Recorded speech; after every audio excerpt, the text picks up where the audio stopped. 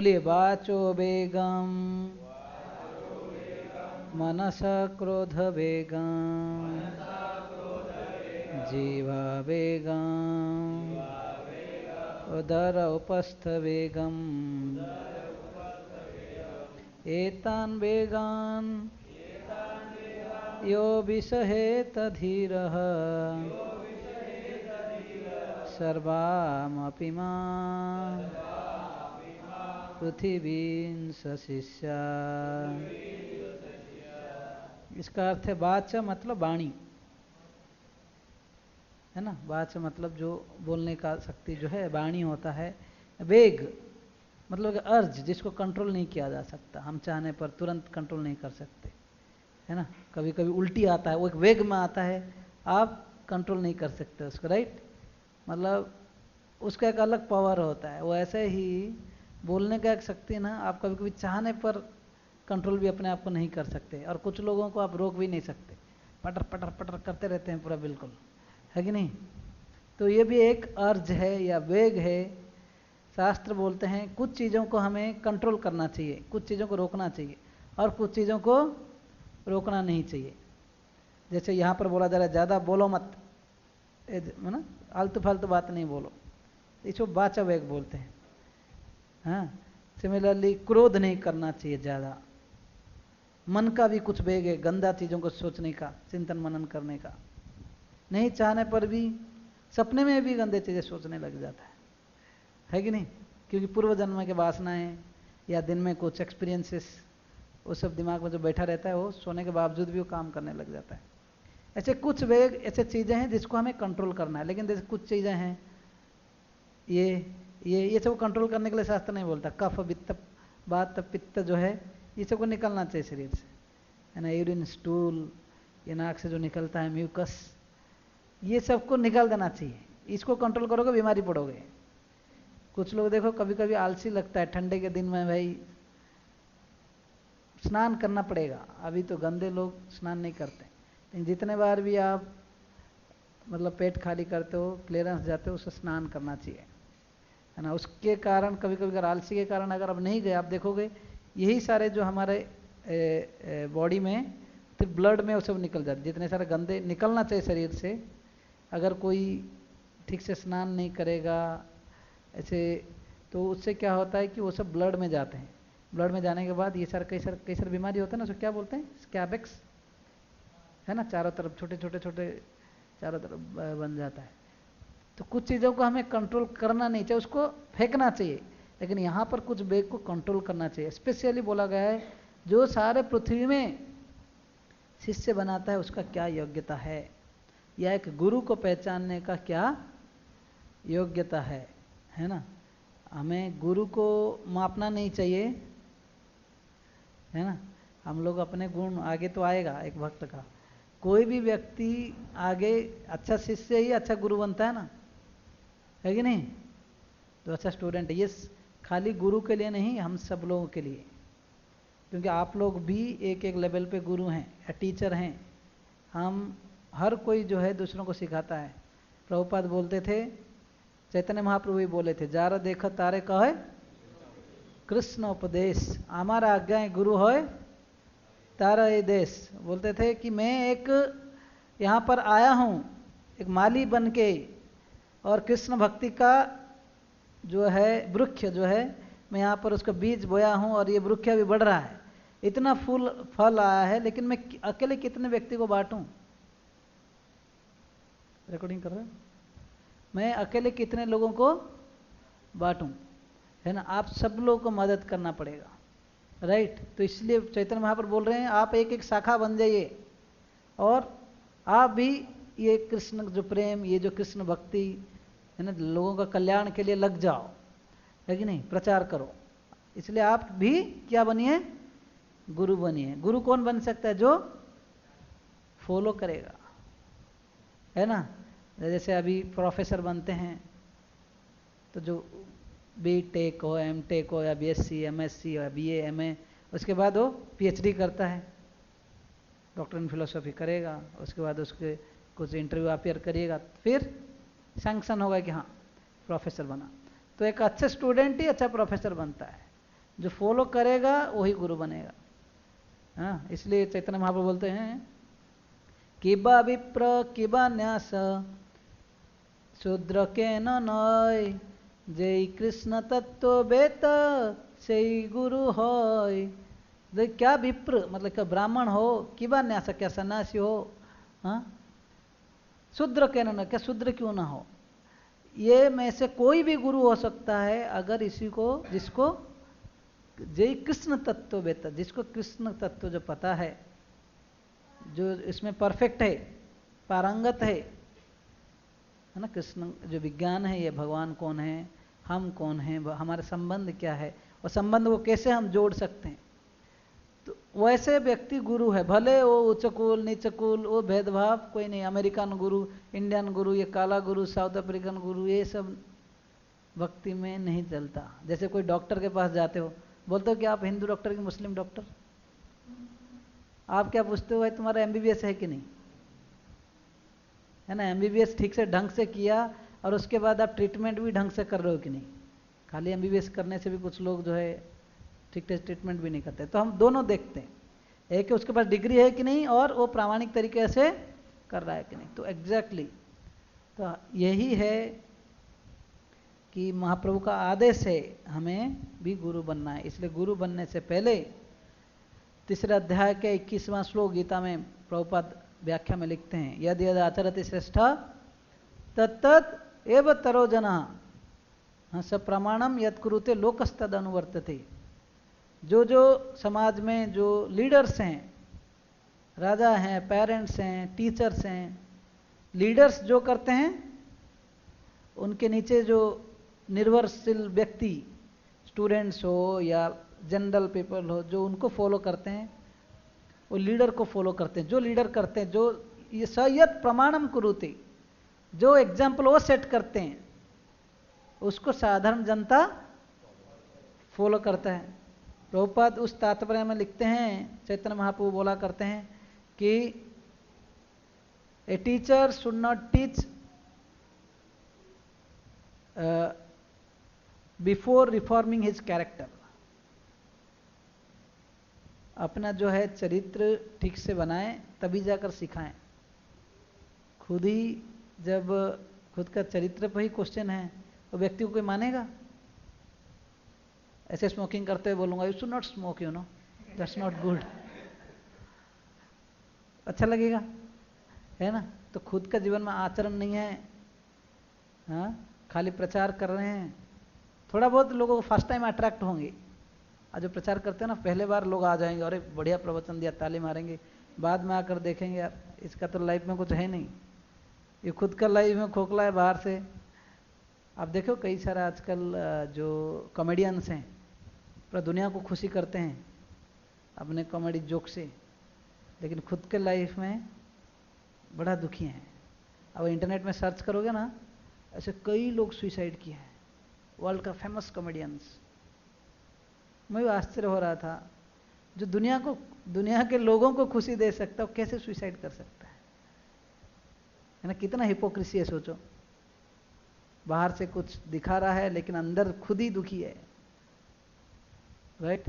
तो वैसे नहीं, भक्ति जो हमें खुद रिलीज करना है, खुद आनंद लेना है, वो भक्त प्रचार मतलब क्या है, जो आनंद आप पा रहे हो उसको बांटो। आपका भक्ति में इतना आनंद मिल रहा है कि वो जो घड़ा जो है ओवरफ्लो हो रहा है, उसको बांट रहे, अरे लो आप भी हरे कृष्ण जप करो, आप भी कीर्तन करो, खुश रहो, और आप भी दुखी हो। बाहर बोलेंगे आप भी आइए मंदिर में आइए, रजिस्ट्रेशन कीजिए, हमारा क्लास में आए कोई वक्त बनेगा, है कि नहीं। इसलिए ये जो प्रचार के कार्य है, गुरु का कार्य इतना आसान नहीं है। इसके लिए पहले हमें अपने आचरण में शुद्ध रहना है। तो ये उपदेशामृत के ये 11 श्लोकों में रूप गोस्वामी ने इतने सार चीज दिए हैं। आप सब लोग खुद पढ़ेंगे, उसको चिंतन मनन करेंगे, ये हमारा लाइफ बदल देगा। इसलिए जो भी गौड़ीय संस्था में भक्ति सिद्धांत सरस्वती ठाकुर के परंपरा में जब वो थे, पहले कोई भी नया भक्त आएगा पहला पुस्तक ये पढ़ाया जाता था। भले इसको हम लोग और सिंप्लीफाई करके लोगों को थोड़ा कुछ सेमिनार दिखाना पड़ता है, क्या करेंगे, अंग्रेज थोड़ा एजुकेटेड लोग हैं, कई सारा चीज़ें बताना पड़ता है उनको, पहले दिखाना पड़ता है कि भगवान है, डॉज गॉड एग्जिस्ट, पहला सेशन देना पड़ रहा है। पहले जमाने तो ऐसा कुछ नहीं था, उनको सीधा सदाचार पे सिखाया जाता था। तो यहां पर बोला जा रहा है कि हमें 6 वेग को कंट्रोल करना चाहिए। ये जैसे रूप गोस्वामी ये आमुख में श्रील प्रभुपाद क्या बोले, समस्त आध्यात्मिक कार्यों में मनुष्य का पहला कर्तव्य है अपने मन तथा इंद्रियों को बस में करना चाहिए। First duty in spiritual life क्या है? माइंड एंड सेंसेस, मन और इंद्रियों को कंट्रोल नहीं कर रहे हो, है ना, उस और सब ये फाउंडेशन है, नहीं तो व्यर्थ है और सब। जैसे आप पानी भरते जा रहे हो, ये नीचे बड़ा बड़ा होल है, समझो मैं इसमें पानी अभी ऊपर से भरते रहूँगा लेकिन यहाँ पे बड़े बड़े होल्स रख दूंगा, रहेगा पानी? तो एग्जैक्टली तो हम लोगों का ये फाउंडेशन है। मन और इंद्रिया कंट्रोल, रख दो इधर, रख दो, जरूर नहीं। अगर हम मन और इंद्रिया कंट्रोल नहीं कर रहे हैं या प्रयास नहीं कर रहे हैं और सब कुछ कर रहे हैं, तो कहीं ना कहीं हम लोग गलत रास्ते में जा रहे हैं। इसलिए ये पुस्तक पढ़ना चाहिए। प्रभुपाद बोलते हैं ना, कृष्ण भावनामृत में प्रगति अनुयायी के मनोवृत्ति पर निर्भर करती है, एक भक्त का एटीट्यूड के ऊपर निर्भर करता है। कृष्ण भावनामृत आंदोलन के अनुयायी को पूर्ण गोस्वामी होना चाहिए। वैष्णव जन सामान्यतः गोस्वामी कहे जाते हैं। वृंदावन में प्रत्येक मंदिर के संचालक यही पदवी से जाने जाते हैं। जो कोई भगवान श्री कृष्ण का पूर्ण भक्त बनना चाहता है उसे गोस्वामी बनना चाहिए। गो का अर्थ है इंद्रियां और स्वामी का अर्थ है प्रभु या मालिक। हाँ, जब तक कोई अपने मन तथा इंद्रियों को बस में नहीं कर लेता तब तक वो गोस्वामी नहीं बन सकता। पहले गोस्वामी तथा बाद में श्री भगवान का शुद्ध भक्त बनकर जीवन की सर्वोच्च सफलता प्राप्त करने के लिए मनुष्य को उसी उपदेशामृतक नामक उपदेश का पालन करना चाहिए। तो हम जितने भी स्पेशली यंगस्टर्स है ना, हमको कभी कभी फैंटेसी दुनिया में यंग एज में होता है ना, और हरे कृष्णा आपको बढ़िया बाद में पढ़ेंगे, सुनो बस अभी, है कि नहीं? तो यंग समय में माइंड है सो मेनी केवल फैंटासीज, इमेजिनरी प्लेजर्स, मतलब जो कि बहुत इमेजिन करता है, शायद ये होने से हो जाएगा, है ना, बहुत सारे चीज़ें, शायद मुझे एक अच्छा कार मिल जाए, अच्छा से बैठो तो अच्छा एक कार मिल जाए या अच्छा बंगलो मिल जाए, या है ना, लड़के लड़कियां सोचते हैं कि ऐसे कोई पार्टनर मिल जाए भाई हमारा लाइफ में, और क्या दुनिया भुला देंगे, है ना, सब कुछ आप लोग मिल जाए। तो कई सारे मूवीज गाने सब आ गए हैं, तो वो सब तो कहने का कारण है, हालांकि हम भक्ति में जा रहे हैं लेकिन साथ ही साथ अगर ये करते रहेंगे, जैसे प्रभुपाद उदाहरण देते, जैसे कोई कुकिंग करने के लिए प्रयास करा, आग जला रहा है, मतलब मैस्टिक लगाया, वुड है ना, उसमें अग्नि प्रज्वलित किया, साथ ही साथ पानी डालते रहेगा ऊपर, तो कुछ होगा? वो आग जलेगा नहीं और धुआं निकलेगा, धुआं कष्ट का कारण बनेगा। तो भक्ति में तो हम आगे नहीं बढ़ेंगे और उससे दुख ही पाएंगे। हम सोचेंगे इतना साल चला गया, 2-4 साल से माला घिसते घिसते माला भी चिकन हो गया है लेकिन हाथ जैसा का वैसा है, क्या करेंगे? मेरा माला भी पूरा साइन करता है लेकिन हाथ पूरा गंदा का गंदा है। तो क्योंकि हम बेसिक फाउंडेशन भूल जाते हैं। तो पहला श्लोक है फाउंडेशन हमारा बनाता है ये श्रद्धा। यस, तो इसलिए हम लोग ये श्लोकों को खाली याद नहीं करेंगे बल्कि श्लोकों के साथ साथ इसमें जो शिक्षाएं हैं उसको भी याद करेंगे। ठीक है, बोलिए। अभी है ना मोबाइल आप लोग के पास वो बुक, वाचो बेगम मनस क्रोध बेगम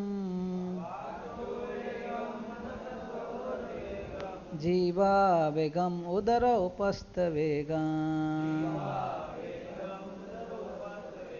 एतान वेगान्यो विषहेत धीरा सर्वम अपि मां पृथिवीं सशिष्य वाचो वेगम मनसः क्रोध वेगम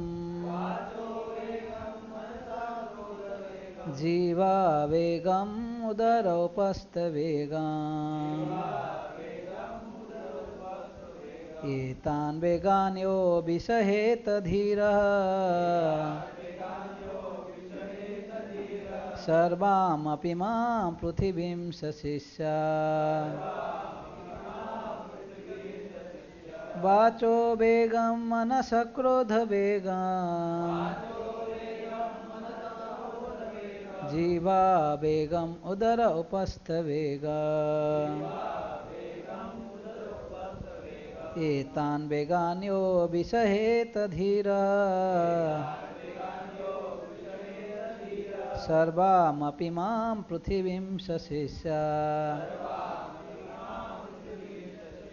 शब्दार्थ वाचः वाणी की, वेगम वेग को, मनसः मन की, क्रोध क्रोध के, वेगम वेग को, जीवा जीव के, वेगम वेग को, उदरोपस्थ पेट तथा जननेंद्रिय के, वेगम वेग को, एतान इन वेगान वेगों को, यह जो विषहेत सहन कर सकता है, धीरः धीर गंभीर, सर्वाम समस्त, अपि निश्चय ही, इमाम इस, पृथ्वीं संसार, सह वह व्यक्ति, शिष्य शिष्य बना सकता है। अनुवाद, वो धीर व्यक्ति जो वाणी के वेग को, मन की मांगों को, क्रोध की क्रियाओं को तथा जीव, उदर एवं जनेंद्रियों के वेगों को सहन कर सकता है, वो सारे संसार में शिष्य बनाने के लिए योग्य है। सोच रहे हैं?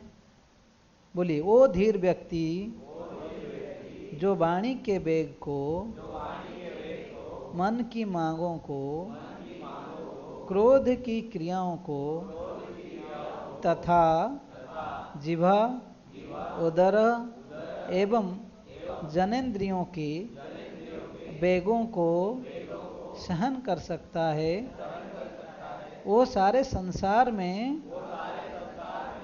शिष्य बनाने के लिए योग्य है। तो हम लोग जैसे गा रहे थे ना, ओहे वैष्णव ठाकुर दया रसागर दासे करुणा करी, देय पद छाया सधये आमाया, हमें तुम्हारा चरण धरी। उसके बाद क्या बोलते, छाया बेग दमी, छाया दश स्वधी, छाया गुण देह दाने। तो ये जो छाया बेग दमी, 6 प्रकार के बेग को हमें कंट्रोल करने के लिए, ये जो वह वैष्णव ठाकुर जो सॉन्ग गाए थे, उसमें हम गुरु को यही प्रार्थना करते हैं, ऐसे शुद्ध वैष्णव को यही प्रार्थना करते हैं, भगवान हे गुरु जी हमें शक्ति दीजिए कि हम ये 6 बेगों को कंट्रोल कर पाए। 6 बेग कौन है, कौन कौन सा है, यहाँ पर दिया गया पहला श्लोक, ठीक है। बाचो बेगम मतलब बोलने का, जो वाणी का जो एक वेग है। कुछ लोग है जैसे 2 जन आएंगे, तीसरे के बारे में बुराई करना चालू कर देते हैं, है कि नहीं, होता है कभी कभी। फिर आलोचना करना चालू कर देते हैं, यहाँ पर ये ऐसा है, वो ऐसा है, क्रिकेट में ऐसे हुआ, पॉलिटिक्स में ऐसे हुआ, ये मतलब वो नॉन स्टॉप। इसको बाचो बेगम बोलते हैं, दूसरों का बुराई करना, जो जो चीज़ें कृष्ण के संबंधित नहीं है। माताएं क्या बात करते हैं, अरे तुम्हारा तो साड़ी बढ़िया है, बिल्कुल परफेक्ट मैच है, ये मैच है, बिंदी मैच है, क्लिप मैच है। तो कभी कभी वो भक्ति का बात नहीं होता है, साथ में आए सीधा चालू, कितना सुंदर लग रही हो भाई, ये कोई ग्लोरिफिकेशन नहीं है। भक्ति में आ गए, आप कैसे हैं, आप लोग है ना, ठीक है, अच्छा ड्रेस पहने, बस ठीक लग रहे हो, बस उतना ही। उसमें चर्चा करना, कौन से दुकान से लाए हो, क्या लाए, उसके ऊपर चर्चा बिल्कुल चलता है, होता है कि नहीं। यस, भक्त बनने के बाद भी उसी में घंटों चर्चा करना, ये भी बात। जो भी चीज़ें कृष्ण से ज़्यादा संबंधित नहीं है, या हमारा बातों से या वाणी जो हमें भगवान के भक्ति के और हमें नहीं बढ़ाएगा, आगे नहीं बढ़ा रहा है, उसको प्रजल्प बोला जाता है। प्रजल्प, प्रकृष्ट रूप है ना, जल्पना, जल्पना मतलब गोसिपिंग, और specially coming together to discuss all those things, तो इसको बोलते हैं प्रजल्प। ठीक है, ऐसे ये वाचो वेगम है। सिमिलरली मन का कई सारे वेग होता है, डिमांड्स होते हैं। हाँ, तो मन का फिर क्रोध, याद रखेंगे। अब कोई पूछता है 6 वेग क्या है, बोलना चाहिए। ऐसे नहीं कि भाई 4-5 साल हो गया, 10 साल हो गया वही कि खाली हम 16 माला कर रहे हैं, 4 नियम ही फॉलो कर, बस। थोड़ा फिलोसफी भी जानना चाहिए, फिलोसफी मदद करती है। ठीक है, फिलोसफी मदद करता है। कभी हमें इंसल्ट कर देता है, तब क्या लगता है, चलो ये इंसल्ट तो मेरा शरीर को किया, फाइनली मैं आत्मा हूँ। फिलोसफी मदद करता है। अगर हम, इसलिए नम्र रहना, दूसरों का सम्मान करना, पूजा लाभ प्रतिष्ठा के पीछे नहीं भागना, ये सब क्यों जरूरी है? खाली माला करो, ठीक है, माला करते हैं हमारा शुद्धिकरण के लिए, लेकिन ये जो फाउंडेशन है फिलोसफी जो है मदद करता है हमें, है ना। तो यहां पर बोला जा रहा है कि ये जो 6 वेग है, वाचा, मन, क्रोध, जीवा, कुछ भी डिमांड करता है। प्रभु जी पिज्जा चाहिए, है ना, होता है ना आजकल कई, मतलब इस्कॉन एक ऐसे संस्था है, दूसरे लोग बोलते हैं यार तुम लोग क्या वैष्णव, पिज्जा बर्गर कुछ भी खाते रहते हो आप लोग। ऐसा कोई सुना था पिज्जा प्रसाद? पहले कभी सुना था? प्रसाद मतलब थोड़ा कोई देना चाहिए और हाथ में प्रसाद बांट के खाना चाहिए, बस थोड़ा थोड़ा। यहाँ आने के बाद देखते हुए फुल प्रसाद, और क्या क्या मसाला, पनीर, छोले, सब कुछ। तो ठीक है, कम से कम भगवान को लगा के खाना चाहिए। जीवा, फिर उधर स्टोमक का भी डिमांड है। उपस्थ है, क्रोध बोल दिया ना जी, मन, वाचा, मन, क्रोध, फिर जीवा मतलब खाने का, एक टेस्ट का। अगर उधर मतलब स्टोमक का, बेली का एक डिमांड होता है, और फिर जनेंद्रिय का, है कि नहीं। तो ये सब जो इंद्रियां, ये हर समय डिमांड करती हैं। आप देख लो लाइफ में, नहीं चाहने पर भी उसका डिमांड्स कहीं ना कहीं हमें फंसा देता है। इसलिए संग में रहकर ये जो 4 नियम फॉलो करना छोटा चीज नहीं है। आप सोचिए, ये 4 नियम जो प्रभुपाद बोलते थे, 4 नियम फॉलो करने से आप कोई बड़ा भक्त नहीं बन जाते। 4 नियम करने से आप पशु से मनुष्य बन पाएंगे। 4 नियम किसके लिए है? हाँ, जो अच्छा मनुष्य बने उसको दीक्षा दिया जाता है। मनुष्य बनोगे और भगवान का नाम जप करो, उसके बाद दीक्षा दिया जाता है कि चलो अच्छे से करो बोल के। अभी 4 नियम ही हो रहा है, मनुष्य की कैटेगरी में भी नहीं है। ओके, तो बात वो है। तो यहां पर श्रीमद् भागवतम से तात्पर्य हमें पढ़ूंगा, बहुत ही इंपॉर्टेंट थीम है। मैं पहले पढ़ूंगा, आप लोग ध्यान से सुनेंगे। हम लोग करीब आज 2 पेज पढ़ेंगे, यहाँ से लेकर 2-3 पेज। श्रीमद् भागवतम के 6 स्कंद के पहला अध्याय श्लोक नंबर 9 और 10 में बोला गया है, मैं परीक्षित महाराज ने श्रील सुखदेव गोस्वामी से अनेक बुद्धिमानतापूर्ण प्रश्न किए। इनमें से एक प्रश्न था, यदि लोग अपने इंद्रियों को बस में नहीं कर सकते तो वो प्रायश्चित क्यों करते हैं? समझ रहे हो, कई लोग जो ये सोचते हैं कि अरे मैं तो ये पाप कर लिया, अब इसका प्रायश्चित क्या करते हैं। जैसे ऐसे बोला गया कोई गो हत्या करता है तो ऐसे 3-4 दिन भूखा रहना चाहिए और क्या क्या करना चाहिए, ऐसे बोला जाता है। कोई शराब पी लिया, उसको क्या प्रायश्चित करना चाहिए, शास्त्रों में वो सब हम कर नहीं पाएंगे अभी, बहुत डिफिकल्ट है, बहुत डिफिकल्ट है। कुछ एग्जाम्पल मैं नेक्स्ट टाइम लाऊंगा आप लोग के लिए, क्या क्या प्रायश्चित का, आज वो सब एग्जाम्पल नहीं ले पाए, लेकिन है प्रायश्चित। आप लोग सोचे होंगे, है ना, सुने होंगे कभी कभी, प्रायश्चित करने के लिए ये करो वो करो वो करो। कुछ लोग बोलते हैं कि इतना एक यज्ञ करो, ब्राह्मण को इतना दक्षिणा दे दो, ये करने से आपका पाप चला जाएगा।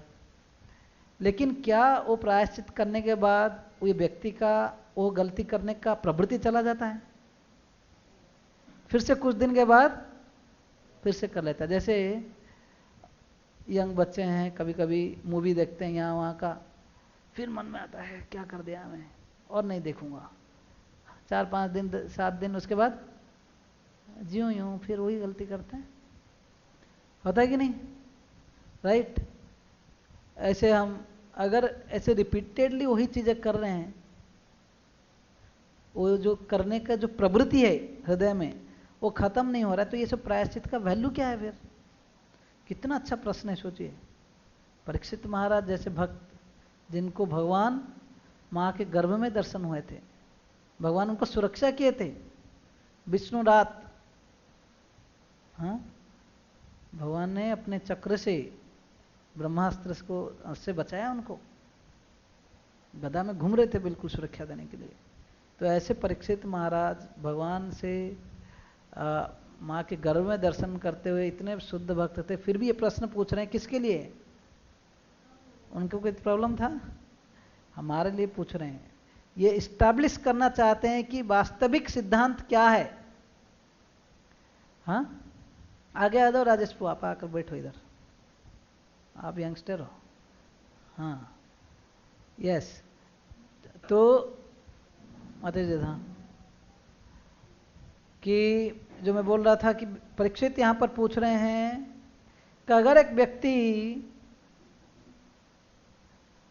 पाप करता है और फिर प्रायश्चित करता है, प्रायश्चित करने के बाद उसका पाप करने का प्रवृत्ति नहीं जाता है, फिर से वो पाप को कुछ दिन के बाद करता है, तो इसका मतलब क्या है? तो गलत है। जैसे हाथी स्नान करता है, पता है, कभी देखे हो?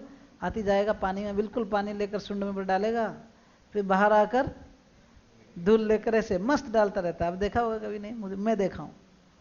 मैं जब देखा मायापुर में एक बार हाथी लेकर ऐसे ऐसे डाल रहा था धूल, बोला ये तो बराबर है, मैं जो पढ़ा था ये सच है। पहले जगह स्नान फान करके आता है, लेकिन फिर से इसे डालना चालू करता। तो इसका मतलब ही क्या रहा तुम्हारा स्नान का?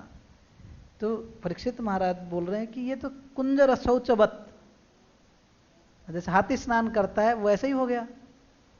अभी परीक्षित ये प्रश्न पूछने का क्या कारण है? ये प्रश्न पूछ रहे छठा स्कंद में। पांचवा स्कंद के अंत में भगवान ने सुखदेव गोस्वामी ने परीक्षित महाराज को 28 प्रकार के नरक के बारे में वर्णना किया। कितने प्रकार के? हाँ, कोई मांस खाता है तो किस नरक में जाएगा, जहां पर उसको जो एक बड़ा सा कढ़ाई होगा तेल का, उसने जैसे चिकन मटन ऐसे फ्राई किया, वहां पर वैसे गरम तेल रहेंगे और उसको उधर फेंक दिया जाएगा, उसका फ्राई होगा। ऐसा नहीं कि आपको ये शरीर है, वहां पर जैसे अंदर जाओगे मर जाओगे, वैसा नहीं। आपको ऐसा एक शरीर मिलेगा, जातना शरीर है ना, जैसे रबर बैंड जैसा, तो आपको कष्ट मिलेगा लेकिन आप मरेंगे नहीं, ऐसा एक शरीर दिया जाता है। तो व्यक्ति अचेतन हो जाता है, शरीर सब जल जाता है, कष्ट होता है, लेकिन बाहर आने के लिए जैसे प्रयास करता है, वहां से यमदूत लोग हैं उसको ठेलने के लिए, बहुत फ्राई किया था भाई, तुम अभी फ्राई हो जाओ। हर एक वहां पे अलग अलग नरक है। कोई अगर कोई ब्राह्मण का हत्या किया, वैष्णव का सम्मान किया, ऐसे कई प्रकार के रौरव महारौरव, ऐसे कोई अवैध स्त्री संपर्क पुरुष संपर्क रखता है, व्यभिचारी करता है, उसके लिए कौन सा बोला जाता है? उसके लिए एक, अगर पुरुष स्त्री का ऐसे लोहे का, तप्त लोहे का बिल्कुल पुरुष और स्त्री का शरीर होगा, जो जैसे अवैध का संपर्क किए होंगे, उसको ऐसे उसको जाकर जबरदस्ती पीछे से बोला जाएगा इसको आलिंगन करो। आप सोचो, गरम पूरा लोहे का, हाँ, क्योंकि आपने इधर कंट्रोल नहीं किया, विवाह के बाहर है ना अवैध संपर्क रखा, तो वहां पे जाकर इससे सजा मिलता है। इमेजिन। और जो शराब भरा पीता है उसको बोलते हैं कि प्रमोल्टेन आयरन का, लोहे का पिघला हुआ लोहे का, अभी बोलेंगे ये जूस पी लो, स्पेशल शराब है। तो ऐसे हर एक प्रकार के ऐसे एक एक नरक के बारे में, खाली ये बोले नहीं कि आपको एक नरक जाएंगे, नहीं, आपका जितना जिंदगी में कोटा है, जितना जितना पाप किया, अनेक अनेक नरक जाकर कष्ट पाओगे। नाना उग्र जातना, मतलब एक में खत्म हुआ, दूसरा स्लॉट रहेगा। सुबह का हम जैसे कैंप करते हैं ना भाई, कभी कोई स्पिरिचुअल कैंप होता है, सुबह के क्लास है, दोपहर को क्लास है, यहाँ पे टूर है, वैसे एक व्यक्ति को, और उसमें उनका खाने पीने का भी सेशन रहता है। ये सब कष्ट के बाद, जैसे जेल में कोई रहता है ना, उसके बाद उसको खाना पीना, व्यक्ति उसमें भी ये सब भूल जाता है, सोचता है ये सुख है। तो इतना सो नरक सुनने के, नरक जाकर कष्ट पाने के बाद, ये सब सुनने के बाद परीक्षित महाराज, क्योंकि भगवान का भक्त थे, आप सोचिए ऑलरेडी अभी 2-2.5 दिन पार हो गए, 7 दिन के बाद उनका मृत्यु होगा। ये भगवान के इतने महान भक्त थे, ये अपने बारे में नहीं सोच रहे कि 7 दिन के बाद मेरा भाई मृत्यु होने वाला है, मुझे ब्रह्म शाप मिला है। ये सोच रहे हैं अभी ये लोग जो पाप करके नरक जा रहे हैं, कर्मकांड कार्य करते हैं, ये करने से शायद ये सुख मिल जाएगा, सुख दुख के जो प्रक्रिया में जो लगे हुए हैं, ये जो नरक जाकर कष्ट पा रहे हैं, इनसे लोगों का कैसे उद्धार होगा। परीक्षित महाराज ये पूछते हुए ये प्रश्न कर रहे हैं। ये नहीं पूछ रहे हैं कि भाई मतलब बिल्कुल चिंता नहीं, अरे जो नरक के बारे में छोड़ दो, मुझे भगवान कृष्ण कथा बताओ, ये नहीं बोल रहे हैं। पूछ रहे हैं ये जो पाप लोग करते हैं, फिर उसने कुछ सपोज प्रायश्चित किया, पाप से दूर हो गया सपोज, लेकिन फिर से पाप करेगा ना, फिर नरक जाना तो मस्ट है। इसका मतलब हर कोई का एक टिकट जो दुनिया में या जन्म हुआ है उसका टिकट नरक जाने के लिए फिक्स है। आप सोचिए, आप ऐसे भागवतम बोलता है कि जाने अनजाने में एक व्यक्ति 5 प्रकार के पाप करता ही है। जैसे आप इनहेलिंग एक्सेलिंग करते हैं, निश्वास प्रश्वास जब लेते हो, उससे कई सारे कीटाणु मरते हैं, हमको पता नहीं, हमको नहीं दिखता है, पता है आपको। और जब आप पानी पीते हो, कुकिंग जब करते हो, घर जब झाड़ू मारते हो, या ग्राइंडिंग मशीन हो, पहले ग्राइंडिंग मोटर था, आजकल कई सारे वॉशिंग मशीन, ग्राइंडिंग मशीन, ये सब में भी कई सारे जीवाणु होते हैं, हमको नहीं दिखता है। आप माइक्रोस्कोप लेकर देखोगे तो उस सब में भी व्यक्ति मरते हैं, कई सारे जीवाणु। तो आप भले भक्त हो नहीं भक्त हो, चलते फिरते घूमते कितने लोगों का आप हत्या कर रहे हो, मर्डरर है हम लोग सब लोग। लेकिन भगवान बोला अगर हरे कृष्णा जप करोगे, यज्ञ करोगे, वो सब पाप से मुक्त हो जाओगे, नहीं तो नरक जाना बिल्कुल फिक्स है। तो परीक्षित महाराज पूछ रहे हैं, तो ऐसे व्यक्तियों, हालांकि कभी कोई पाप करने के बाद थोड़ा प्रायश्चित करते हैं, लेकिन फिर से पाप करते हैं, तो इनका उद्धार कैसे होगा, कुछ उपाय बताइए।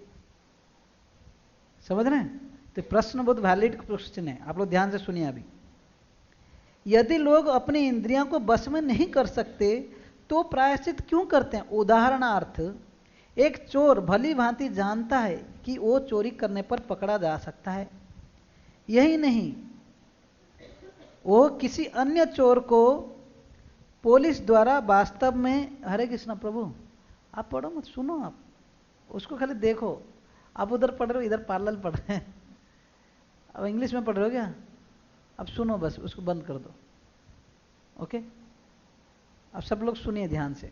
मैं इतना देखो, रीडिंग मतलब मैं जब पढ़ रहा हूँ, आप लोग अगर हिंदी बुक है तो ठीक है, नहीं तो आप लोग सुनिए, बस ध्यान से सुनेंगे तो आपको समझ में आएगा, क्योंकि मैं स्लोली पढ़ रहा हूँ, लाउडली और क्लियरली भी पढ़ रहा हूँ, और समझा दूंगा बीच बीच में।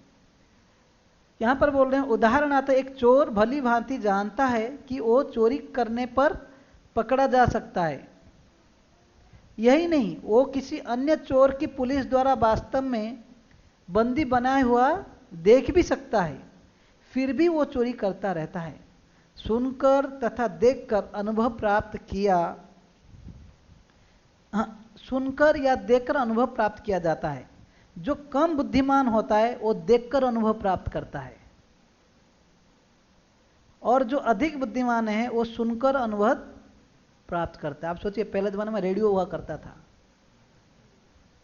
उससे पहले लोग रेडियो भी नहीं था, तब भागवतम गीता से पढ़ते थे, और जैसे जैसे हम बोलते हैं हम एडवांस हो गए, सुनने के लिए इच्छा नहीं, देखेंगे।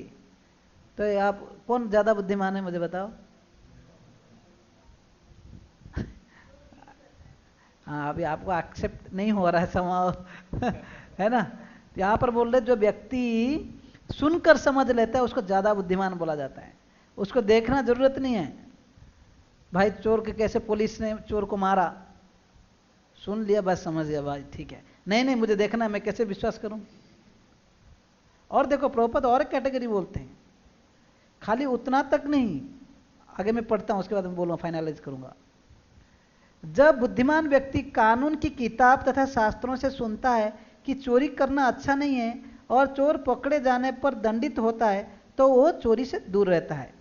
कम बुद्धिमान व्यक्ति हो सकता है पहले पकड़ा जाए और दंडित हो ले, तब जाकर वो यह सीख पाए कि चोरी नहीं करनी चाहिए, किंतु धूर्त मूर्ख व्यक्ति सुनकर तथा देखकर अनुभव प्राप्त करने पर भी तथा दंडित होने पर भी चोरी करता रहता है। ऐसा व्यक्ति यदि प्रायश्चित भी करता है और सरकार द्वारा दंडित भी होता है, तो भी वो कारागार से निकलते ही फिर से चोरी करेगा। यदि कारागार के दंड को प्रायश्चित माना जाए तो ऐसे प्रायश्चित से क्या लाभ होता है कि नहीं? कई सारे चोर है भाई, वहीं पे उनका धंधा चालू हो जाता है, पुलिस को पटा लेते हैं, है कि नहीं? वहीं पे उनका कारोबार चालू। सुने हो कि नहीं स्टोरीज? मतलब उसको पीटा गया, पहले तो सुना था, देखा था भी, फिर सोचा यार इतना में सफिशिएंट नहीं है, एक बार चोरी करता, पकड़ा जाने के बाद देखेंगे, एक्सपीरियंस करेंगे। एक्सपीरियंस भी करता है, फिर भी मूर्ख या धूर्त व्यक्ति, फुलिश व्यक्ति, उसके बावजूद भी फिर वही काम करता है। 4 कैटेगरी का लोग है, सुनकर समझ जाना, सबसे बुद्धिमानता है। ये दुनिया कष्टदायक है ना? यहाँ पर जन्म मृत्यु जरा व्याधि है ना? हम लोग परमानेंट सुख का जो तलाश में है, वो परमानेंट सुख परमानेंट नहीं रहेगा। कुछ समय के बाद दांत टूट जाएंगे, बाल निकल जाएंगे, आंखों को नहीं दिखेंगे, बुढ़ा होएंगे, मरेंगे। ये सब समझ जाने वाला व्यक्ति को पहला कैटेगरी बुद्धिमान, फर्स्ट क्लास है। सेकंड कैटेगरी बोलता है नहीं, देखता हूँ, अनुभव और करूँगा तो ठीक है। तीसरा कैटेगरी बोलता है नहीं, एक्सपीरियंस करने के बाद ही मानूंगा, बुढ़े होऊंगा, देखूंगा कि बाल गिर रहा है कि नहीं, दांत गिर रहा है कि नहीं। और लास्ट वाला व्यक्ति ये सब को एक्सेप्ट ही नहीं करता, बस एंजॉय करता बोलता है आज just eat drink and B Mary, कौन देखा है कल, ऋणम कृत्वा घृतम पिबेत जावत जीवेत सुखम जीवेत। एक क्या नाम है उनका, चरवाक मुनि, वो बोलते हैं अरे कौन देखा है अगले जन्म, ऋण करो लेकिन घी का बना हुआ पकवान खाओ, ऋणम कृत्वा घृतम पिबेत जावत जीवेत सुखम जीवेत। जब तक जिंदगी में रहो भाई सुख में जियो, कौन देखा है आगे का भविष्य, है कि नहीं? आगे भविष्य को क्या देखा है, क्या होगा नहीं, अभी एंजॉय कर लो, है कि नहीं? तो ऐसे 4 कैटेगरी के लोग प्रभुपाद बोल रहे हैं यहां पर। परीक्षित महाराज बोल रहे हैं ऐसे व्यक्ति अगर उसको अगर प्रायश्चित के लिए अगर पनिशमेंट दिया जाता है, पनिशमेंट का गोल क्या है? ट्रांसफॉर्मेशन। भाई चोर से वो समझे कि चोरी करना अच्छा नहीं है ना, मैं एक अच्छा सज्जन व्यक्ति बन जाऊं, लेकिन इसके बावजूद फिर से जाकर चोरी करता है, तो ऐसे व्यक्ति को फायदा क्या है? तो परीक्षित महाराज भी ऐसे ही बोल रहे हैं। ये दुख का कारण है दुनिया में क्या है पता है आपको? कॉज ऑफ सिन, सॉरी, हम लोग जो दुख पा रहे हैं, ओके हाँ, लेकिन ये दुनिया में हम कष्ट क्यों पा रहे हैं, दुख या मेजरी? शास्त्र बोलते हैं एक्चुअली एक ही कारण है, क्योंकि दुनिया में कष्ट करने का कारण हमने पाप किया है, सिन, समझ रहे? पाप किए हैं, उसका परिणाम दुख पा रहे हैं, है कि नहीं? समझ में आ रहा है? Cause of our suffering in this world is sinful activities, पापम। वो पाप किसके लिए होता है? एक व्यक्ति जब भौतिक कार्य, मेटेरियल डिजायर्स उसका बनाए रखता है बिकॉज ऑफ इग्नोरेंस। समझ में आया? अज्ञानता, इग्नोरेंस, है ना? जो रियलिटी के बारे में नॉलेज नहीं है, अज्ञान और ये जो पाप और जो भौतिक डिजायर्स, मेटेरियल डिजायर्स, ये तीनों के कारण हम इस दुनिया में कष्ट पा रहे हैं। चलो मैं आप लोग को थोड़ा भक्ति रसामत सिंधु से बोलता हूं। अप्रारब्ध फलम पापम कुटम बीजम फलोन्मुखम क्रमेण वे प्रलीयते विष्णु भक्ति रतात्मनः। जैसे व्यक्ति कोई पाप कार्य करता है तो उसका तुरंत 2 रिजल्ट है। कोई भी कार्य करते हो उसका 2 रिजल्ट आता है, उसका कुछ फल मिलते हैं, एक एक्टिविटी कोई भी कार्य का कुछ फल मिल जाते हैं, उसको बोलते हैं प्रारब्ध कर्म। अभी जैसे एक व्यक्ति को बीमार है, मतलब उसने कुछ खाया, कुछ ऐसे कुछ रात में पिज्जा बर्गर खाया, अभी उसको लूज मोशन हो रहा है या उसका स्टोमक अपसेट हो गया, उसको क्या बोलते हैं? प्रारब्ध कर्म। मतलब अभी उसको कर्म का फल मिल गया, उसको बोलते हैं प्रारब्ध। अप्रारब्ध मतलब उसका कर्म का फल नहीं मिला, वो जो एक्टिविटी जो कर रहा है, कुछ उसको जो कर्म आने वाला है उसी समय तक, कुछ समय तक आया नहीं। ओके, समझ में आया? प्रारब्ध कर्म का फल मिल गया, जो एक्टिविटी, वो जो अप्रारब्ध मतलब उसका फल नहीं मिला, बाद में मिल गया, लेकिन उसके कारण, ये जो एक्टिविटी के कारण वो मन में कुछ टेंडेंसीज जो आ जाता है कि मैं ये अच्छा लगाना, ये पिज्जा बर्गर जो भी, जो एक प्रवृत्ति रहता है कि आगे फिर से इंद्रिय तृप्ति करूंगा या भोग करूंगा, उसको बोलते हैं कुटम। कुटम मतलब प्रवृत्ति, भोग करने का प्रवृत्ति या वासना, और बोलते बीजम, मैं ये पाप करूंगा। कुटम, बीजन, और एक प्रारब्ध फल और एक अप्रारब्ध, जो कि रिजल्ट नहीं आया, थोड़ी देर में आ जाएगा। समझ में आया? फिर से मैं समराइज करूं। देखो थोड़ा टेक्निकल है, ये समझिए। जिस दिन चोर ने, देखो चोर को क्या प्रवृत्ति है? चोरी करना, ये है कुटम। कुटम, माता जी माला छोड़िए, आप सुनिए, ठीक है? ओके, तो ध्यान से सुनिए। कुटम, आपको क्वेश्चन करूंगा लास्ट में। 4 है, एक है कुटम, बीजम जो एंड फलोन्मुखा, मतलब जो प्रारब्ध कर्म, और एक अप्रारब्ध। चोर का प्रवृत्ति क्या है? चोरी करना, उसको क्या बोलते हैं? कुटम। और डिसाइड कर लिया कि भाई 22 जनवरी 22 फरवरी क्या आ रहा है आगे, नित्यानंद त्रयोदशी में ईडीटी डिपार्टमेंट के पीछे में बहुत सारे प्रसाद रहता है, चोरी करूंगा। डेट डिसाइड कर लिया, जगह डिसाइड कर लिया, उसको बोलते हैं बीजम। सोचिए, प्रवृत्ति होना कोई बुरा बात नहीं है, हमारा कई सारे वासना है, लेकिन उसको शेप देने को बोलते हैं बीजम, ठीक है? फिर उसने जाकर उस दिन शाम को चोरी कर लिया। महाप्रसाद 56 भोग लगेगा नित्यानंद त्रयोदशी में, 108, 508 जो भी लग जाता है, 1008 लगने के बाद पीछे रहता है, आप जाकर चोरी कर लिया। अभी उसका फल जब तक नहीं आया उसको बोलते हैं अप्रारब्ध कर्म। इसने कर्म कर लिया है लेकिन रिजल्ट नहीं आया। चोर, अभी पुलिस तो ढूंढ रहा है कि भाई किसने ले लिया महाप्रसाद या स्पेशल प्रसाद, तो जब तक नहीं पकड़ गया है, मतलब इसका जो फल आने वाला है, थोड़ा रिजल्ट आने, उसको अप्रारब्ध कर्म बोलते हैं। और जो मिल जाता है प्रारब्ध, भाई पकड़े, उसको धुलाई होगा, कार्रवाई होगा। तुमने कहा है चोरी किया, कहाँ से आते हो, तुम्हारा काउंसलर कौन है? आप लोग नहीं चोरी करना, हमारा नाम जाएगा, ठीक है? तो उसको बोलते हैं जो अंतिम वाला, उसको जब पकड़ा गया, मतलब आपने कर्म किया, उसका परिणाम क्या? पनिशमेंट, उसको बोलते हैं प्रारब्ध। समझ में आया? तो इसका ये जो इग्नोरेंस, जो कुटम, जो सिंफुल टेंडेंसी किस लिए है कि हमारा हृदय में जो सिन, जो पाप करने का प्रवृत्ति कैसे आता है कि अज्ञान के कारण, है ना? हम लोग भोग करने की दुनिया में आते हैं, मेटेरियल डिजायर्स, सिन और इग्नोरेंस, इसके कारण ये सब पाप करने का प्रवृत्ति, पाप करने के लिए प्लान, जो बीज, कुटम, बीजम, फिर एक्टिविटी कर लिया, रिजल्ट आने तक उसको अप्रारब्ध बोलते हैं, रिजल्ट जब आ गया उसको प्रारब्ध बोलते हैं। हमारा कई सारा एक्टिविटी का भी रिजल्ट आ चुका है, हमें एक अलग अलग शरीर मिला है, अलग शेप मिला है, अलग कलर मिला है, अलग इंटेलिजेंस मिला है। कई लोग बहुत बुद्धिमान हैं, कई लोग कम बुद्धिमान हैं, कोई गोरे चकटे हैं, कोई थोड़ा काले हैं, कोई है ना बड़े अमीर घर में जन्म है, कोई गरीब घर में जन्म हुआ है। तो उसका कर्म के हिसाब से मिला है। लेकिन कई सारे कर्म हैं जिसका जो है फल धीरे धीरे आ रहा है। कई लोग बोलते हैं ना, हमें अच्छे लोगों को बुरा क्यों होता है? ये क्योंकि तुम्हारा अपराध कर्म का फल जो है अभी आ रहा है। आ गया तो मानोगे भाई अच्छा है, थोड़ा कष्ट मिल रहा है, लेकिन खत्म तो हो जाएगा।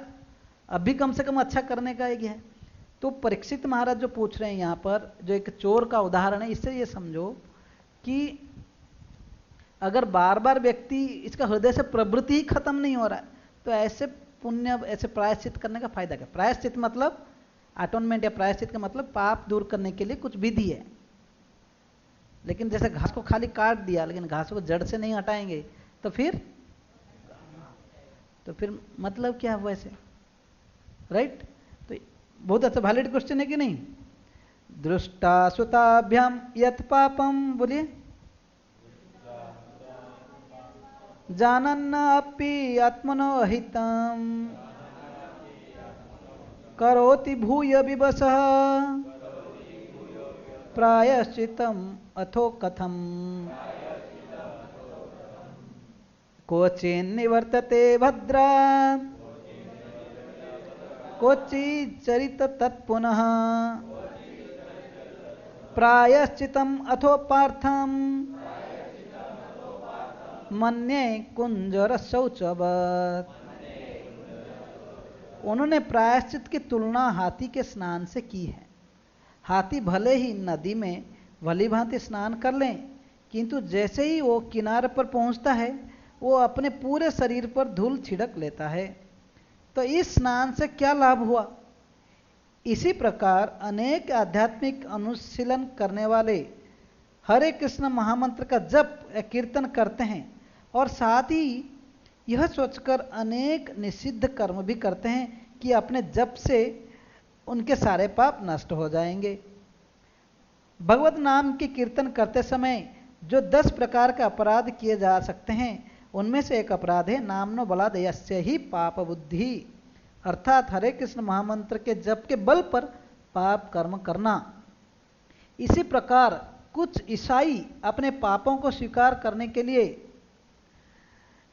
गिरजाघर जाते हैं। वे सोचते हैं कि पादरी के समक्ष अपने पापों को स्वीकार करके और कुछ तपस्या करके वे अपने सप्ताह भर की पापों के फल से मुक्त हो जाएंगे। कुछ डोनेशन दे देते हैं ना, अपने जो फादर के पास जाते हैं, बोलते हैं कि कन्फेशन करने का। यस, प्रभुपाद इसको कंडेम कर रहे हैं। ज्यों ही शनिवार बीतता है और रविवार आता है, वह पुनः यह सोचकर पाप करना आरंभ कर देते हैं कि अगले शनिवार को उन्हें क्षमा दे दी जाएगी। वाह, कितना बढ़िया। परीक्षित महाराज जो अपने समय के सर्वाधिक बुद्धिमान राजा थे, उन्होंने इस प्रकार की प्रायश्चित की भर्त्सना की है। श्रील सुखदेव गोस्वामी जो समान रूप से बुद्धिमान थे और जो परीक्षित महाराज के योग्य गुरु थे, उन्होंने राजा के प्रश्नों को उत्तर दिया और इसके पुष्टि की कि प्रायश्चित के विषय में उनका कथन सही था। पाप कर्म का निराकरण पुण्य कर्म से कभी नहीं किया जा सकता है। अतः वास्तविक प्रायश्चित तो हमारा सुप्त कृष्ण भावना मत को जागृत करना है। देखो, एक है पाप कर्म और एक पुण्य कर्म। आप लोग सुना है कोई भी स्वर्ग जाता है यमराज के पास मृत्यु के बाद तो डिसाइड होता है, देखो तुम्हारा पाप कर्म का ये सजा है, तुमको नरक जाना ये सजा पाना है, या स्वर्ग जाना है, पुण्य कर्म का इतना समय के लिए पुण्य क्या है, स्वर्ग जाना है, डिसाइड करो कहाँ पहले जाओगे। समझ में आ रहा है? तो इसका मतलब आप जब पाप कर्म किया है, पुण्य कर्म करने से थोड़ी कैंसिल हुआ, नहीं, कैंसिल नहीं होता, उसको भुगतना पड़ेगा। समझ रहे हैं? तो इसलिए उसको अगर नॉलिफाई करना है तो भक्ति करो। इसलिए मैं श्लोक बोला ना, अप्रारब्ध फलम पापम कुटम बीजम फलोन्मुखम क्रमेण ही प्रलीयते विष्णु भक्ति रतात्मना। जो भगवान विष्णु की भक्ति करेंगे हार्टफुली, बोले क्रमेण ही प्रलीयते, धीरे धीरे अप्रारब्ध जो हमें जो पाप का फल आने वाला है, फलम जो प्रारब्ध फल हमें आ गया है, कुटम बीजम, ये सारे चीजें क्या बोलते क्रमेण ही सब खत्म हो जाएगा। हाँ, इसलिए बोलते कर्माणि निर्दहंति किंतु च भक्ति भाजा। ब्रह्मा जी बोलते हैं, कृष्ण भगवान ही बोलते हैं ना, अहम त्वाम सर्व पापेभ्यो। तो जब कोई पाप अगर मेरा शरण लेगा, मैं उसके सारे पापों से मुक्ति करूंगा। अरे हो सकता है अगर प्रेसिडेंट आया, देखा कि अरे ये जो सपोज ये कैदी को आप हटा दो, जेंटलमैन है, उसको निकाल दो, बस खत्म आपका सारे फाइल क्लोज। तो एग्जैक्टली, लेकिन देवी देवता क्या पुण्य करेंगे, उनको देना कंपलसरी है रिजल्ट। पाप करोगे सोचेंगे नहीं, डाल दो इसको जेल में। लेकिन भगवान जो है बड़े बुद्धिमान है। सोचो, ध्रुव महाराज बोले कि मुझे दुनिया का सबसे बड़ा राज्य चाहिए, परदादा से भी ज्यादा। उनका दादाजी का नाम क्या था? ब्रह्मा। दादा ना, दादा से भी बड़ा। उनका पिताजी का नाम था दादाजी मनु, परदादा ब्रह्मा जी थे। बोले कि उनसे भी बड़ा राज्य चाहिए। भगवान ने बोला ठीक है। नारद मुनि बोले कि जाओ भक्ति करो, मिल जाएगा। लेकिन भगवान इतना आसान से नहीं देते हैं उसे, क्योंकि भक्ति दे दिया, भगवान का नाम जप किया, तपस्या किया, तो धीरे धीरे हार्ट इतना साफ हो गया है कि नहीं। जब भगवान आए बोले कि ध्रुव महाराज, ध्रुवा कुछ मांगो, मैं तो कुछ देना चाहता हूँ, तो रोने लगे। बोले कि भगवान क्या मांगू मैं, कितना मूर्ख हूँ मैं, इतना बड़ा भौतिक आशा से मैं आपका पूजा कर रहा था, लेकिन आपका दर्शन मात्र से ही मुझे ऐसे लग रहा है कि मुझे एक हीरा मिल गया, जबकि मैं एक कांच के टुकड़े के पीछे भाग रहा था। स्थाने अभिलाषी तपोसी स्थितो हम तो प्राप्तवानम देव मुनिंद्र गुह्यम काचन विचिन्मयति दिव्य रत्नम स्वामीन कृतार्थो स्मरम न जाचे। तो बोल रहे हैं कि स्थान अभिलाषी तपोसी में स्थान मतलब एक बड़ा राज्य की इच्छा से इतना बड़ा तपस्या किया, जो कि इवन देव मुनि इंद्र, लेकिन आपका दर्शन मिला। इवन देवताएं मुनि इंद्र चंद्र आपका दर्शन के लिए जो लालायित है उनको ही दर्शन नहीं मिलता है ना। लेकिन हालांकि मैं ये इसके लिए तपस्या किया, लेकिन आपके दर्शन मिल गया। कांच के टुकड़ा ढूंढ रहा था, काचन विचिन्मय अति दिव्य रत्नम, जो कि इवन देव मुनि इंद्रियों के भी गुह्य है, उनको दर्शन उन लोग भी प्रयास करने पर भी आपका दर्शन नहीं पाते हैं, इतना दुर्लभ है उनके लिए भी। मुझे वो मिल गया है, मुझे क्या चाहिए हैं। बोलते हैं कि स्वामिन कृतार्थ स्वामी कृतार्थ विस्मरण न जाचे, मतलब और कुछ मुझे नहीं चाहिए, और कुछ नहीं चाहिए। हाँ, कुछ नहीं चाहिए बोल रहे न जाचे, मतलब कुछ यातना नहीं, मुझे और कुछ भी नहीं चाहिए। अभी मैं बहुत कृतज्ञ हूँ, मुझे और कुछ नहीं चाहिए, है ना। आई एम वेरी फॉर्चुनेट, और लाइफ अभी कृतार्थ हो गया, मतलब मैं बहुत भाग्यवान हूँ कि आपका दर्शन हो गया। तो यह है, तो भगवान जब हम भक्ति करते हैं ना, हमें प्यूरिफाई करते हैं। हमारा जो पाप करने का प्रवृत्ति, ये बीजम कुटम फल, ये जितना सारा, इवन एक व्यक्ति का लाइफ, अभी बोलोगे कि प्रभु जी आपको तो ऐसा शरीर मिल गया है, कोई लेस इंटेलिजेंट है, नहीं, वो भी बदल सकता है। आप देखो कई सारे हिप्पी लोग थे, गड़बड़ थे देखने में, रहने में, लेकिन बाद में आकर भक्त जब बन जाते हैं बिल्कुल चमकने लगते हैं, है कि नहीं। आप लोगों को चेहरा देखोगे और बाहर लोगों के चेहरा में काफ़ी अंतर रहेगा। जो तिलक पहनता है, धोती कुर्ता पहनता है, डेली 2-3 बार स्नान करते हैं, क्योंकि भगवान के पास जाना है भाई, भगवान के जैसे पवित्र बनना पड़ेगा। आग में जाना है तो आग जैसे बनना पड़ेगा, है कि नहीं। तो इसलिए भगवान के पास जो भी भक्ति करते हैं वो क्या धीरे धीरे प्यूरिफाई करके हमें लेते हैं। लेकिन देवी देवता लोग जो क्या करते हैं, सीधा चलो ये मीठा व्यापारी जैसे क्या है, वैसे मक्खी बैठे धूल पड़े कुछ नहीं, मतलब तो पैसा दिया मैं दे दूंगा, तुम्हारा तबीयत के बारे में मेरा कोई चिंता नहीं। तो देवी देवता भी सोचते नहीं, हालांकि स्वर्ग में आएगा लेकिन फिर से जैसे पुण्य खत्म करती जाएगा, फिर से कुछ पाप पुण्य करेगा, फिर ऐसे घूमते रहेगा। लेकिन भगवान क्या बहुत दयालु हैं, उसे कैसे करके भक्त को भक्ति में ले आते हैं, भक्तों के माध्यम से। तो बोलते हैं दुनिया से हट के चलो भाई, है कि नहीं। तो यहां पर परीक्षित महाराज का जवाब में सुखदेव गोस्वामी को जब पहला प्रश्न पूछे, लोग कैसे पाप से मुक्त होंगे, परीक्षित महाराज पूछे थे, क्योंकि ये जो नरक के बारे में सुने तो परीक्षित महाराज के हृदय में करुणा आया, बोल कैसे लोगों का उद्धार कैसे होगा। परीक्षित महाराज बोल दिए कि मृत्यु से पहले जितने सारे पाप किए उसका प्रायश्चित कर देना चाहिए। तो तब परीक्षित महाराज ये प्रश्न उठाए, प्रायश्चित करने का क्या मतलब, जब उसका पाप करने का प्रवृत्ति जा ही नहीं रहा है। तो फिर बाद में परीक्षित महाराज बोलते नहीं, भक्ति करने से एक व्यक्ति का जो है सारे पाप करने का, हाँ श्लोक जस्ट मैं दोहराने के लिए प्रयास करूंगा। केचित केवलया भक्त्या नारायण परायण अघन धुन्वंती कार्ष्णेय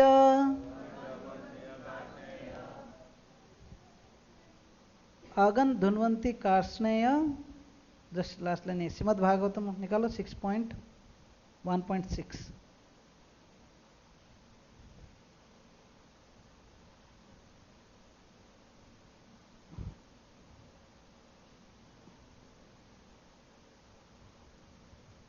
नोट से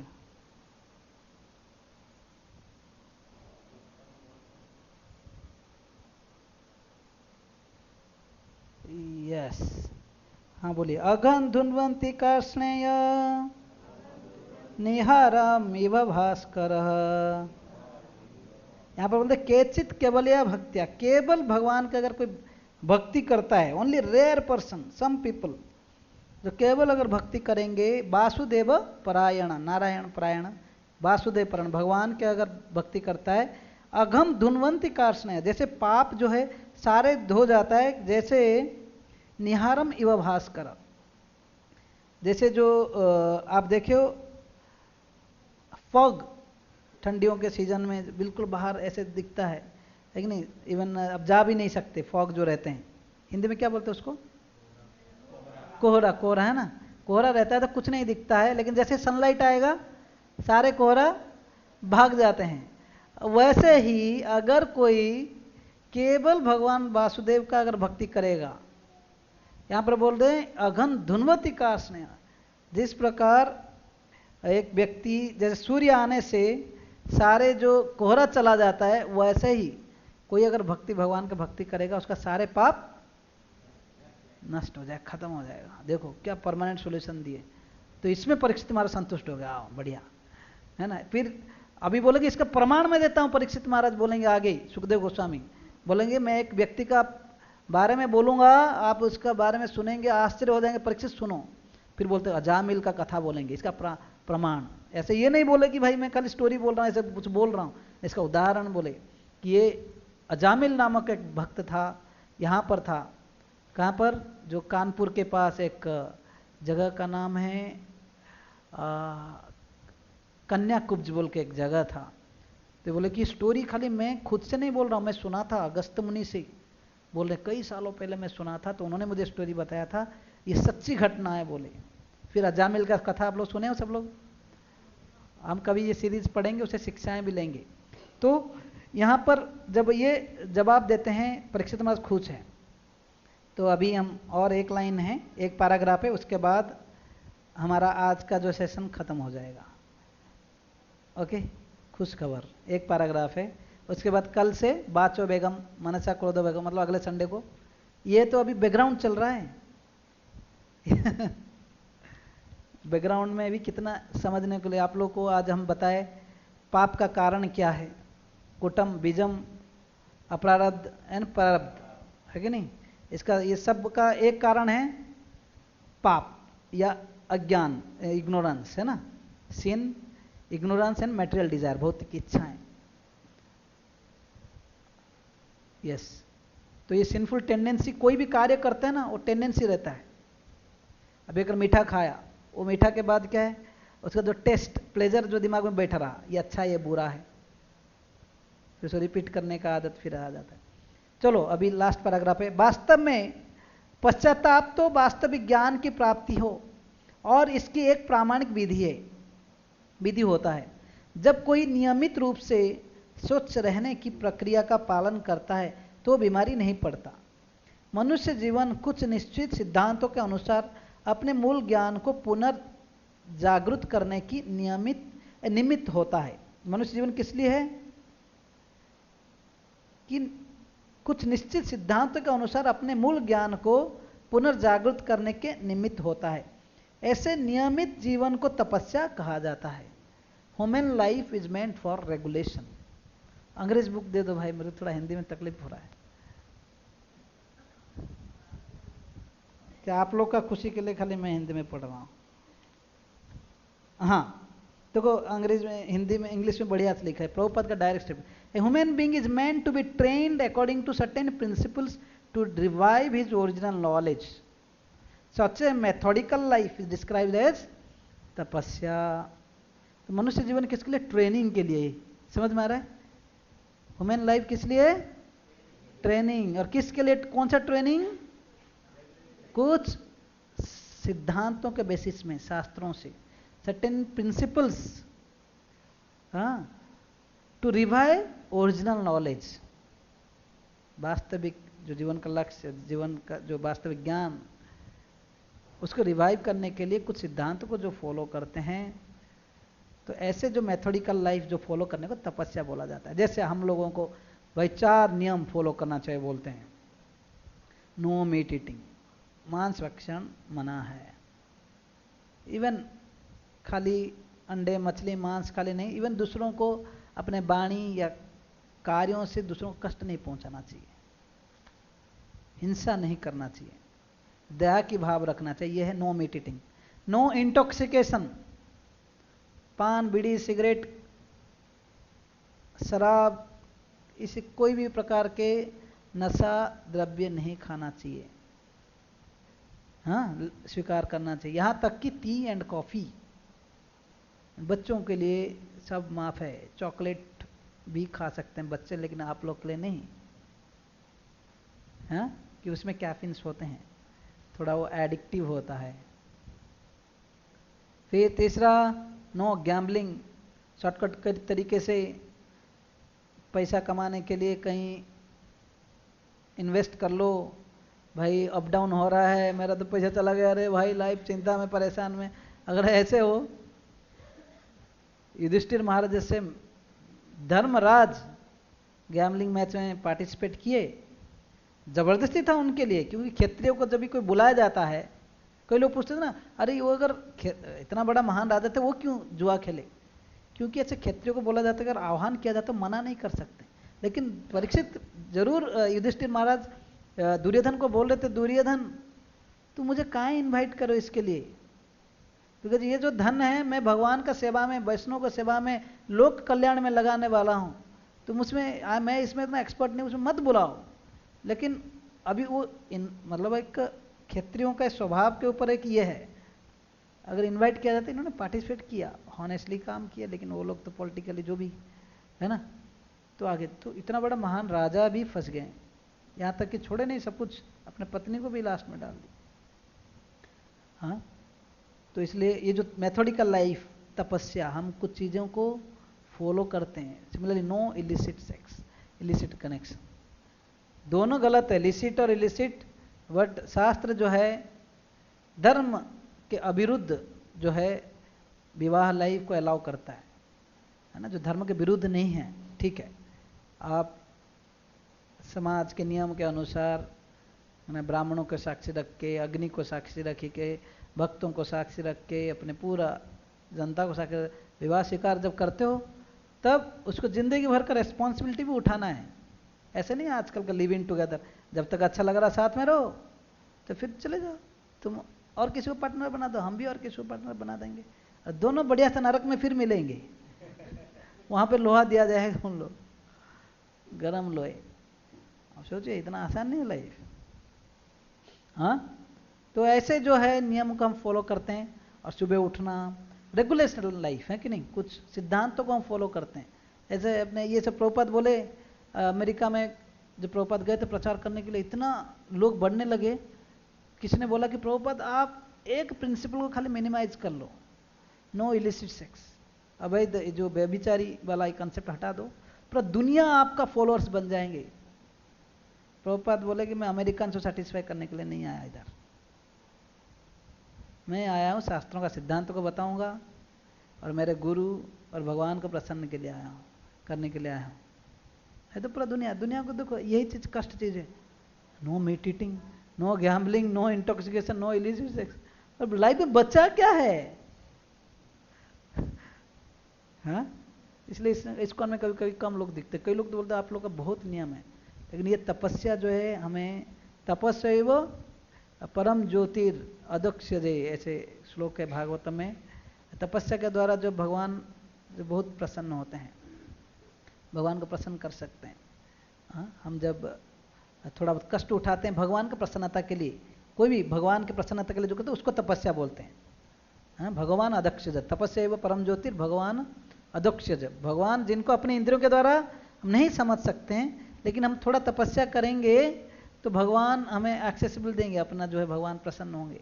तो ऐसे तपस्याएं जो भी करते हैं भगवान का प्रसन्नता के लिए हम करते हैं। सपोज मानो मैं एक दिन फास्टिंग रख रहा हूँ, लेकिन दिन भर बोले फास्टिंग रख रहा हूँ, भूख लग रहा है, उसको भुलाने के लिए मैं क्रिकेट देखूंगा, 2020 IPL, इतने पागल लोग है कि नहीं, IPL मैच देखते रहो, तो वो कोई तपस्या भगवान के प्रसन्नता के लिए नहीं रहा। उपवास मतलब भगवान के पास में जीने के लिए जो तपस्या किए, रहने के लिए। हाँ, तो जब तपस्या करते हैं, सुबह उठना ब्रह्म मुहूर्त में, कितने लोग आप में से चलो 5 बजे तक उठ जाते हैं, कितने लोग आप 4 बजे तक उठ जाते हैं, और थोड़ा एडवांस क्वेश्चन, दैट्स गुड, कितने लोग आप लोग 6 बजे तक उठ जाते हैं। हाँ प्रभु जी आपका 6 बजे, तो गलत बात है। जितने लोग दीक्षा विक्षा ले रहे हैं अपना नियम बना लीजिए 5 बजे का, 5:30 बजे घर में हो, जंगल में हो, ट्रेन में हो, कहीं पे हो, 5:30 तक उठ के बैठ के चालू कर देना चाहिए। और पॉसिबल है और थोड़ा जल्दी उठ के ब्रह्म मुहूर्त सूर्योदय से पहले 1.5 घंटा से पहले अगर उठ के जो भी कार्य करेंगे उसमें आगे बढ़ेंगे आप लोग। कभी संभव नहीं हो अलग बात है, लेकिन प्लान ही माइंड में बैठा है, चलो 11, 12, 1 बजे सो, 6 बजे, 7 बजे, 8 बजे उठेंगे, नहीं। ओके, सुबह उठने के लिए प्रयास करना, नाम जप करना इतना आसान नहीं है। मन कहाँ कहाँ घूमता है जप के समय ही, है कि नहीं? लेकिन मन को फिर से कंट्रोल करके लाना, फिर भक्तों को देखना, नहीं जप करना है, गुरुजी ने बोला है, प्रभुपाद ने बोला है, युग धर्म है, चैतन्य महाप्रभु ने बोला, फिर से प्रयास करते हैं, सुनते हैं, धीरे धीरे अच्छा लगता है कि नहीं? तो ये सच methodical life is called as तपस्या। ओके, ऐसे नियमित जीवन को तपस्या कहा जाता है। कोई भी मनुष्य तप तथा ब्रह्मचर्य, मनोनिग्रहण, इंद्रिय निग्रह, दान, सत्य, शुद्धि तथा योगासन का अभ्यास करके धीरे धीरे वास्तविक ज्ञान के स्तर पर या कृष्ण भावनामृत के स्तर पर तक ऊपर उठ सकता है। किंतु यदि कोई इतना भाग्यशाली हो कि उसे शुद्ध भक्त की संगति प्राप्त हो सके, तो वो सरलता से योग प्रक्रिया द्वारा मन को बस में करने के सभी अभ्यासों का अतिक्रमण केवल कृष्ण भावनामृत के विधि निषेधों का अनुसरण करके तथा प्रामाणिक आध्यात्मिक गुरु के निर्देशन में परमेश्वर की सेवा में संलग्न रहकर कर सकता है। कृष्ण भावनामृत के विधि निषेध इस प्रकार हैं: अवैध मैथुन से दूर रहना, मांसाहार न करना, नशा न करना तथा जुआ न खेलना। श्रील रूप गोस्वामी इसी सरल विधि की संस्तुति कर रहे हैं। तो प्रभुपाद ये जो बैकग्राउंड बताए 1-2 पेज में, परीक्षित महाराज के बारे में बोले, है कि नहीं? हाथी का उदाहरण दिया, चोर का उदाहरण दिया, क्रिश्चियन का उदाहरण दिया, 3 उदाहरण से बताए। हाथी जाता है, स्नान करता है, अगर धूल डालता है।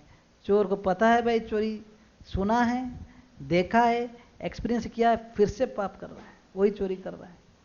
क्या मतलब?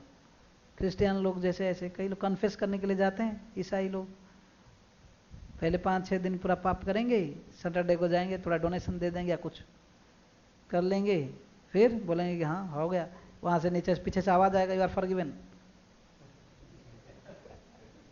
बढ़िया कन्फेशन हो गया, फिर से चालू कर देंगे। तो प्रभुपाद ये 3 उदाहरण से समझाए कि ऐसे लाइफ गलत है, इसलिए सुधरो।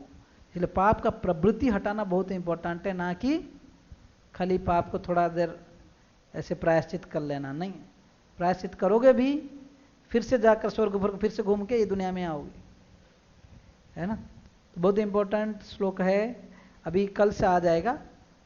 सर्वप्रथम मनुष्य को अपना वाणी पर संयम रखना चाहिए। कितना टाइम हो गया अभी? 48। Any questions? Yes ma'am.